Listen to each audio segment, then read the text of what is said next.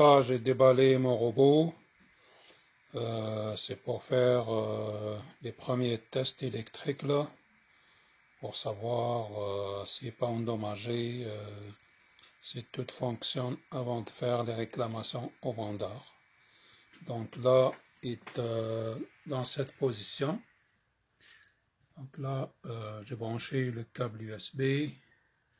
J'ai branché, je vais brancher aussi le câble secteur. Normalement, il est supposé se mettre en position initiale. On va voir. Donc là, je vais brancher le secteur. Là, le câble secteur est branché.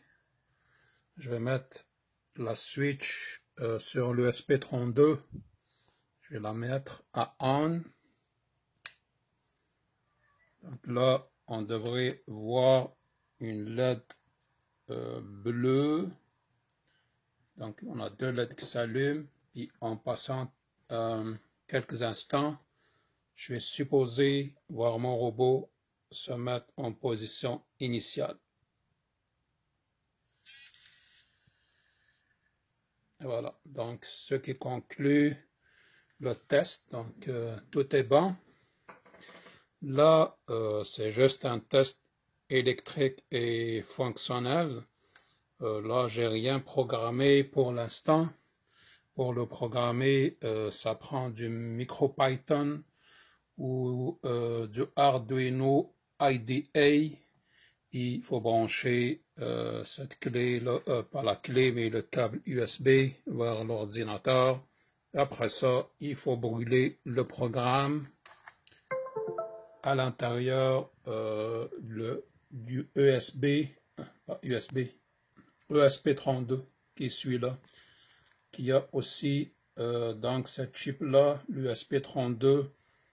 Ce qui est l'avantage par rapport à l'Arduino, c'est qu'il a aussi du Wi-Fi intégré, une puce Wi-Fi là, quelque part ici, qui est intégrée.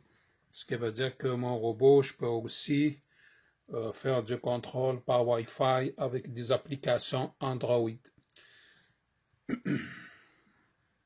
Ah oui, on pourrait retester peut-être une seconde fois, puis modifier sa position, puis voir. Donc là, je vais fermer la switch.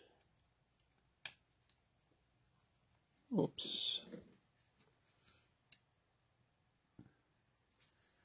Je vais essayer de rabattre le bras.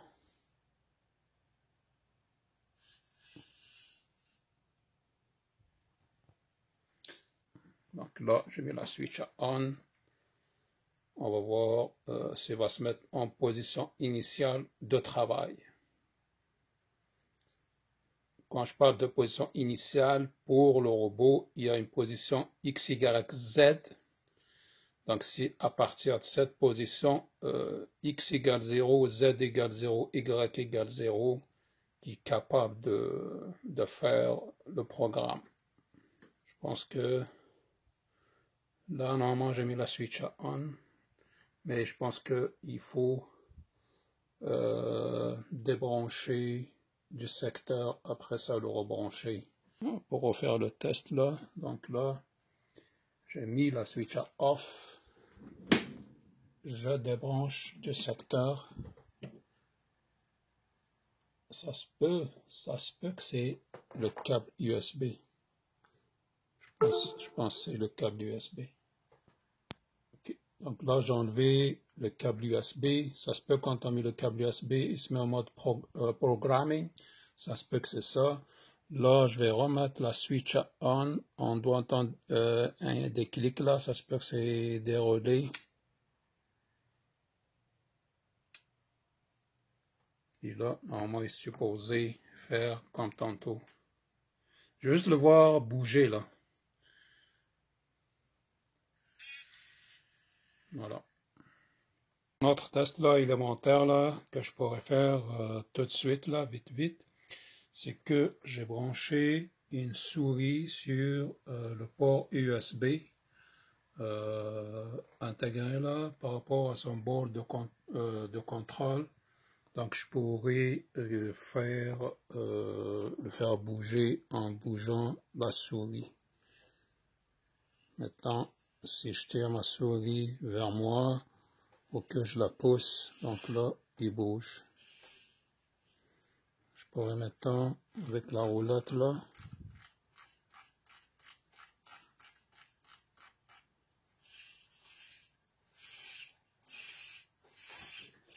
ça c'est la souris, mais imaginez aussi, donc là c'est comme 6 axes là, de rotation qu'il a.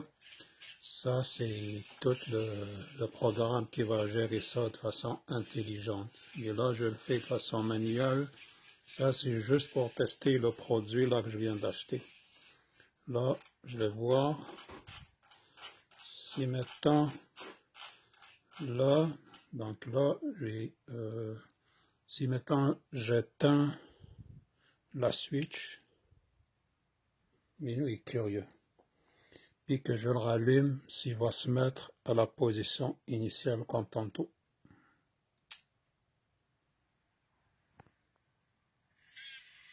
Ouais.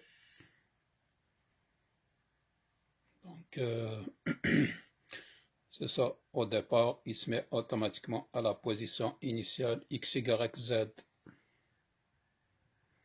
Bon voilà, ça c'est juste des tests là fonctionnels électriques là pour l'intégrité du produit, pour savoir si j'ai pas à réclamer quoi que ce soit. Ça semble qu'il est bon, donc tout fonctionne, tous les cerveaux, le moteur pas à pas, tous les axes, tous les contrôles. Puis en ce qui concerne les programmes de robotique, de l'intelligence artificielle, ça là, surveillez donc ma chaîne YouTube, ça va être pour plus tard. Voilà, merci.